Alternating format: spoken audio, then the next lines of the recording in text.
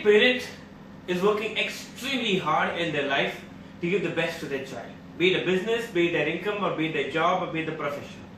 And if you're looking at this particular video, then you have two choices that you can make at the end of this video. Make your child a slave or make your child a leader. Now the biggest question is, why should our children become leaders and not slaves? And how is it they're becoming slaves? Well, if you watch this video till the end, you'll understand that right from the time tiny children are born, we're trying to create slaves out of them. How do I know? Because from the last 12 years of my teaching experience, most of the times when I meet a parent, you know what their favorite question is? How is my child performing? If I have to be more specific, how is my child's performance in the tests? Even more specific, what did my child score? Well, I'm not going against the academics. Academics is important.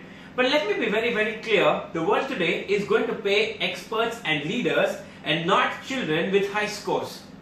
So if you're that parent who's continuously, working towards the child's academics and creating a slave, then the best that your child can achieve is just get a job just like, anybody else in any other corporate. But a lot of children working with me from the last 12 years, I see them be in places, be the decision makers. Now how does this all start? If you're an adult and if you're watching this particular video and if you have a child, well, this is extremely important for you to understand the difference. Now let's say for instance, you have a child walking on the road, suddenly looks at a small piece of wrapper or something that shouldn't be touched, like say cow dung. I'm saying cow dung because I had a personal story with that. But let's say your child is about to go and touch that. Now what's the first thing that you're going to tell him? Don't touch that. Don't do it. Have I not told you this? Why are you doing it? Stop doing that. Well, this is not just applicable to parents or children. If you take a careful look at it, everybody, all bosses or most of the places, everyone is actually passing instructions. And every time you pass an instruction to the child, like study, you have to get this score. You must do this. Don't do that. Our entire life, our entire childhood is filled with these kind of statements. If you carefully look at the journey of a child, how the child is growing in an educational setup, they're getting instructions from their class leaders, their teachers, their parents, the adults, everyone around them in the environment is giving them instructions. What happens in the mind when you get instructions?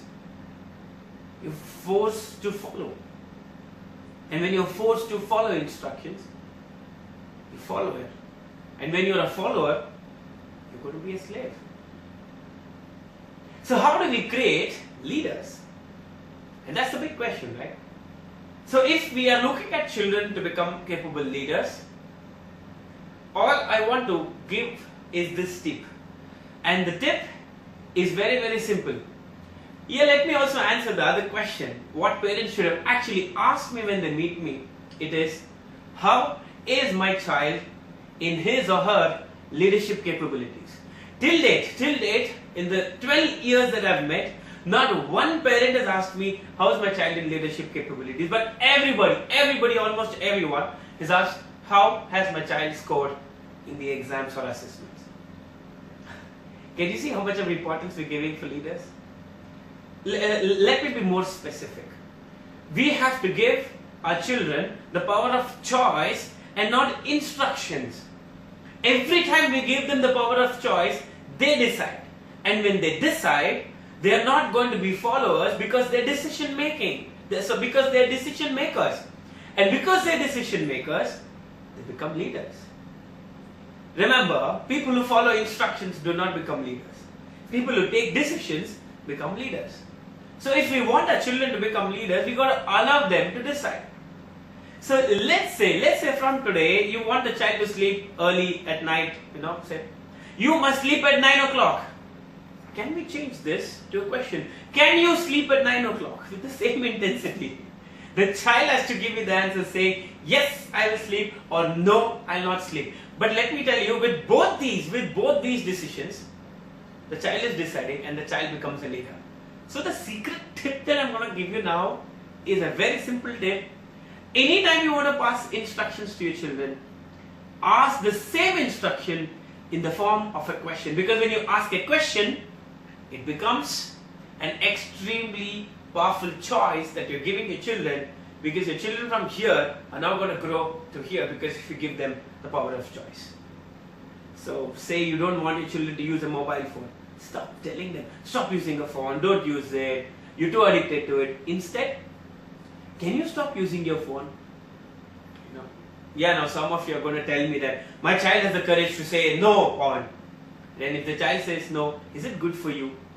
Keep asking questions. In any case, if you give instructions, remember you're creating slaves out of your children.